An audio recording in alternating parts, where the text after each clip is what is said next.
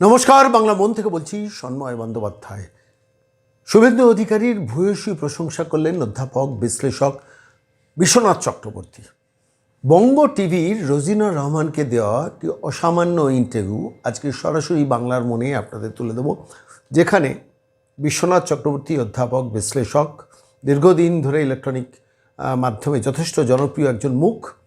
তাকে রোজিনা জিজ্ঞেস করেছিলেন শুভেন্দু অধিকারী সম্বন্ধে, যে মানুষটি একসঙ্গে নন্দীগ্রাম লড়ছেন, একসঙ্গে ভবানীপুর লড়ছেন এবং সারা ভারতবর্ষের, সারা পৃথিবীর বাঙালির দৃষ্টি যেখানে, এমনকি সারা ভারতবর্ষে অন্য ভাষাভাষী মানুষের দৃষ্টি যেদিকে, সেই হাই ভোল্টেজের ভবানীপুর কেন্দ্রে লড়ছেন শুভেন্দু অধিকারী নন্দীগ্রাম সামলে। স্বাভাবিকভাবেই তাকে নিয়ে বিস্তর চর্চা, আলোচনা। আমি নজর করছিলাম অধ্যাপক বিশ্বনাথ চক্রবর্তী একটি মূল্যায়ন করেছেন শুভেন্দু অধিকারী সম্বন্ধে বঙ্গ টিভিতে। আজকের এই প্রতিবেদনে আমি সেটাই শোনাবো। না দেখো, সত্যি বলতে কি, বহুদিন পরে একটা দায়িত্বশীল বক্তব্য কোনো রাজনৈতিক নেতার থেকে আমি শুনলাম। যে বিশ্লেষণটা বছরকে বছর আমি করি, সেই বিশ্লেষণের একটা ভাষা অন্তত শুভেন্দু অধিকারীর মুখ থেকে বেরোলো। সেটা হলো যে, দেখুন, রাজনৈতিক হিংসা হলে তার কোনো প্রভাব কিন্তু নেতাদের পড়ে না। কলকাতায় যারা নেতা আছেন বা জেলার যারা বড় নেতা আছেন তাদের কারো পড়ে না, কারণ সকলেরই সিকিউরিটি আছে, নিরাপত্তা বাহিনী আছে।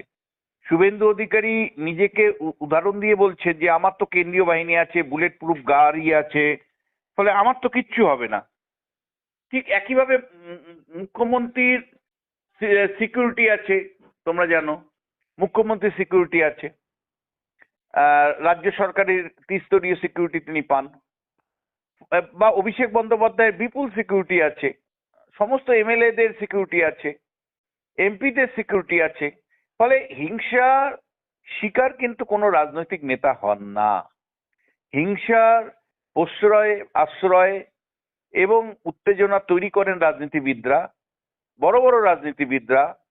তাদের হিংসার বক্তব্য, হিংসাত্মক বক্তব্য, সেটা কিন্তু সাধারণ কর্মীদের উপর পড়ে। সাধারণ কর্মীরা কিন্তু ঘর ছাড়া হন, বাড়ি ছাড়া হন, তাদের মাথা ফাটে, কারো মৃত্যু পর্যন্ত ঘটে, তা বহু মার কোল খালি হয়। ফলে সেই জায়গা থেকে আজকে স্ট্রং রুমে শুভেন্দু অধিকারী গিয়েছিলেন। স্ট্রং রুম থেকে উনি যখন ফিরে আসেন তখন সাংবাদিকরা ওনাকে ধরেছিলেন। তাতে উনি এত দায়িত্বশীল কথা বলেছেন যেটা সত্যি প্রশংসা করার যোগ্য। আমি একেবারে দুহাত তুলে প্রশংসা করছি। দেখুন, মুখ্যমন্ত্রী আগামী দিনে উনি হবেন কি হবেন না সেটা তো নিশ্চয়ই আরেকটা বিষয়, তার দল জিতবে কিনা তার উপর নির্ভর করবে। দল জিতলে তার সম্ভাবনাই প্রবল। তার দল যদি জেতে তাহলে মুখ্যমন্ত্রী হয়তো শুভেন্দু অধিকারী হবেন। কিন্তু রেজাল্টের আগে পেশি শক্তি প্রদর্শনের কথা না বলে জেলায় জেলায় যে রাজনীতির হিংসা হচ্ছে, যে জেলায় জেলায় পোস্ট ইলেকশন ভায়োলেন্সের ছবি ইতিমধ্যেই উঠে এসেছে, সেই ছবির দিকে তাকিয়ে উনি অন্তত একটা শান্তির বার্তা দিলেন। এটা কিন্তু আমাকে আশ্বস্ত করলো।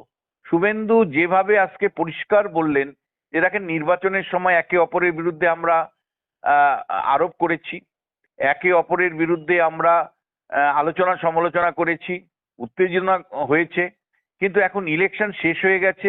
এখন জানি আমরা সবাই দায়িত্বশীল ভূমিকা পালন করি, সব রাজনৈতিক দল। এবং তার নিজের জায়গা থেকেও তিনি বলেছেন যে আমি তো সেন্ট্রাল ফোর্স পাই, আমি তো বুলেট প্রুফ গাড়ি পাই। মুখ্যমন্ত্রীর মতো কথা বলেছেন আপনি, একেবারে অত্যন্ত দায়িত্বশীল। শুভেন্দুকে সাম্প্রতিককালে এত দায়িত্বশীল বক্তব্য শুনতে আমি দেখিনি। আমার ধারণা যে ওর দল জিততে পারে এই একটা ভাবনা ওর মধ্যে কাজ করছে, এবং আগামী দিনে মুখ্যমন্ত্রী হতে পারেন সেইটা হয়তো তার মধ্যে কাজ করছে। রাজ্যের ভাবি মুখ্যমন্ত্রীর ভূমিকার জায়গা থেকে হয়তো তিনি বলছেন যে শান্তি চাই। যে কোনো দায়িত্বশীল প্রাপ্ত ব্যক্তিকে দায়িত্বের জায়গা থেকে কথা বলতে হয়।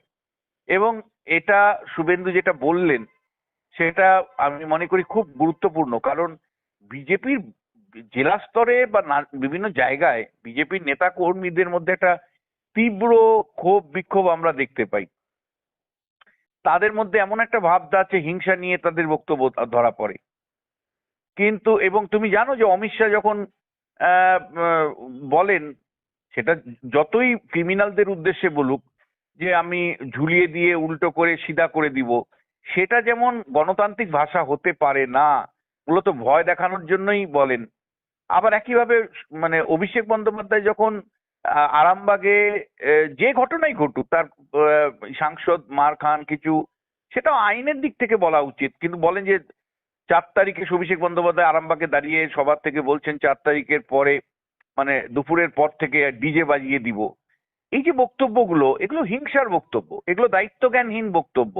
এবং দিনের পর দিন আমি তো দেখছি তৃণমূলের মুখপাত্র, প্রধান মুখপাত্র থেকে শুরু করে সবাই প্রায় কার্যত বলছে দেখে নিব এবং 4 তারিখের পরে মানে বুঝে নিব। যারা সরকারি সুযোগ সুবিধা আবার পাচ্ছেন হিসাব হবে ঘরে ঢুকে মারবো। হিসেব হবে, অধিকাংশ লোক বলছেন ডিজে বাজিয়ে দিব। ফলে এইরকম একটা ভাষ্য যাচ্ছে। আর বিজেপি উল্টো থেকে, বিজেপির তরফ থেকেও কিন্তু আরেকটা ভাষ্য যাচ্ছে যে মানুষ 15 বছর ধরে অনেক অত্যাচারিত হয়েছে, ফলে আমরা বুঝে নিব, দেখে নিব। কিন্তু আমার যেটা তোমাকে খুব পরিষ্কার করে বলার দরকার, সেটা হলো আমরা কিন্তু দায়িত্বের জায়গা থেকে রাজনৈতিক নেতাদের দেখতে চাই। বছরকে বছর একজন অধ্যাপক হিসেবে, জানো তুমি, আমি 25 বছরের কাছাকাছি মানে এই টেলিভিশন দুনিয়াতে কথা বলছি। সেই প্রতিটি দিনই প্রায় একটা কথাই বলি যে আমাদের রাজনীতিবিদরা উস্কানির পরিবর্তে দায়িত্বশীল হোক, তারা যত্নবান হন মানুষের প্রতি, তারা শান্তির কথা বলুন। রাজনীতির হিংসা, যে হানাহানি, তাতে যে বহু মানুষের কোল খালি হয়, এটার থেকে তারা বিরত থাকুন এবং তারা শান্তির বার্তা দিন, সহ অবস্থানের বার্তা দিন। অন্য রাজ্যে যখন বিভিন্ন রাজনৈতিক দলের কর্মীরা একসাথে সামাজিক অনুষ্ঠানে থাকতে পারে, একসাথে চলতে পারে, হিংসার বাইরে গিয়ে তারা নির্বাচন পরিচালনা করতে পারে, রাজনীতি করতে পারে, আমার রাজ্যে কেন হিংসার বাইরে গিয়ে রাজনীতি হবে না? কেন আমরা সহ অবস্থান করতে পারবো না? সমস্ত রাজনৈতিক দলের কর্মী সমর্থকরা একসাথে অবস্থান নিতে পারবেন না? ফলে সেই জায়গা থেকে শুভেন্দু অধিকারী আজকে যখন স্ট্রং রুম থেকে বেরিয়ে আসেন, তখন তিনি যেভাবে আশ্বস্ত করলেন যে দেখুন, শেখাওয়াত মেমোরিয়াল স্কুলে ওনার স্ট্রং রুম ছিল, সেই স্ট্রং রুমে গতকাল মমতা বন্দ্যোপাধ্যায় গিয়েছিলেন, 4 ঘন্টা বসেছিলেন এবং সেই 4 ঘন্টা একজন প্রার্থী বসতে পারেন না, প্রার্থী যেতে পারেন কিন্তু কিছুক্ষণ থাকতে পারেন, কিন্তু তাই বলে 4 ঘন্টা তাকে বসতে দেওয়া বা আরো যেটা বসতে দিয়েছেন সেটা বেআইনি ভাবে বসতে দিয়েছেন। শুভেন্দু অধিকারী আজকে গেছেন 5 মিনিট থেকে সেটা দেখে চলে এসছেন। কিন্তু দেখো, এই এন্টার এপিসোডের মধ্যে আমার কাছে ভীষণ গুরুত্বপূর্ণ মেসেজ মনে হয়েছে। চারিদিকে আজকে রাজ্যের হিংসা, মানে আজকে ফলতাতে বিজেপি কে যারা ভোট দিয়েছেন তাদের মারধর করা হয়েছে, তারাও আবার ক্ষোভ দেখিয়েছেন, রাস্তা অবরোধ করেছেন। তুমি জানো যে ইয়েতে ইসলামপুরে, অর্থাৎ রানীনগরের ইসলামপুর মুর্শিদাবাদ জেলায়, সেখানে এক সিপিএম এর বুথ এজেন্ট ছিলেন। তিনি সিপিএম এর বুথ এজেন্ট কেন ছিলেন তার জন্য তাকে মারধর করা হয়েছে। বিভিন্ন জায়গাতে দিকে দিকে কিন্তু বিরোধী দলের কর্মী সমর্থক বা এজেন্টদেরকে মারধর করা হচ্ছে এবং শাসক দলের বিরুদ্ধে অভিযোগ। 1-2 জায়গায় আবার বিজেপির বিরুদ্ধে অভিযোগ, শাসক দলের বিরুদ্ধে মানে ইয়ে করা হিংসার জন্য। ফলে এইরকম একটা পরিস্থিতিতে যখন ভোট পোস্ট ইলেকশন মানে ভোট পরবর্তী যে ভায়োলেন্স, সেটা আমরা 2021 সালে দেখেছি। মাত্র 5 দিনের মধ্যে 54 জনের মানুষের মৃত্যু ঘটেছিল। কলকাতা হাইকোর্ট তখন ব্যবস্থা নিয়েছিল, কলকাতা সিবিআই তদন্ত দিয়েছিল এবং সেই সময়ই সেই বিখ্যাত উক্তিটা হয়েছিল যে এ রাজ্যের শাসকের আইনে চলে, মানে আইনের শাসন নেই। ফলে ভোট পরবর্তী হিংসাতে হাজার হাজার মানুষ বাড়ি ছাড়া হয়েছিল। আসামে কেউ আশ্রয় নিয়েছিল, ঝাড়খণ্ডে আশ্রয় নিয়েছিল, বিহারে আশ্রয় নিয়েছিল, বহু মানুষ, মহিলা ধর্ষিত হয়েছিল। তখন রাজ্যপাল ধনকর নিজে গিয়ে সেগুলোকে, সেই সব অত্যাচারিত জায়গায় গিয়েছিলেন এবং মানে এমনকি কান্নায় ভেঙে পড়েছিলেন। তোমার মনে থাকতে পারে নন্দীগ্রামে এক ধর্ষিত মহিলার কে জড়িয়ে তিনি কেঁদে দিয়েছিলেন। ফলে পোস্ট ইলেকশন যে ভায়োলেন্স, সেই ভায়োলেন্স আমরা দেখেছি বছরকে বছর। সেই জায়গা থেকে ইলেকশনে কাউন্টিং এর আগে, অর্থাৎ ভোট গণনার আগে শুভেন্দু অধিকারী যে বার্তা দিলেন ভীষণ ইতিবাচক। সমস্ত সংবাদ মাধ্যমে সেটা প্রচার করা উচিত। একজন বিরোধী দলের নেতা, যিনি, যার দল যদি জয়ী হয়, তাহলে যিনি মুখ্যমন্ত্রী হবেন তিনি যদি এই বক্তব্য রাখতে পারেন, তাহলে সেইটা কিন্তু ভীষণ ইতিবাচক জায়গা। আমি সমস্ত, ধরো তৃণমূল কংগ্রেসও তো জয়ী হতে পারে, সেটাও তো পোস্ট ইলেকশন মানে যারা এক্সিট পোল করেছে তারাও দেখিয়েছে। ফলে মমতা বন্দ্যোপাধ্যায়কেও আমি অনুরোধ করব যে শান্তির বার্তা দিতে। এমনকি অভিষেক বন্দ্যোপাধ্যায়, কুণাল ঘোষ থেকে শুরু করে সমস্ত বিজেপির প্রথম সারির নেতা দিলীপ ঘোষ, সবাইকে অনুরোধ করব যে শান্তির বার্তা দিন। আর কত মানুষ মৃত্যু দেখব, আর কত রক্তপাত দেখব। ফলে দায়িত্বশীল সব নেতা হন, রাজ্যটাকে হিংসামুক্ত করুন, পোস্ট ইলেকশন ভায়োলেন্স যাতে আমাদের দেখতে না হয়, সেই বার্তাটাই বারবার আপনারা দিন দয়া করে। আজকে শুভেন্দু যে বক্তব্য রাখলো ভীষণ আশাপ্রদ, দায়িত্বশীল। ভাবি যদি কোনো সময় তার দল জয়ী হয়, তিনি হয়তো মুখ্যমন্ত্রী হবেন, সেই জায়গা থেকে ভাবি মুখ্যমন্ত্রীর যে বক্তব্য, সেটা ভীষণ ভীষণ ভাবে ইতিবাচক বলা যায়।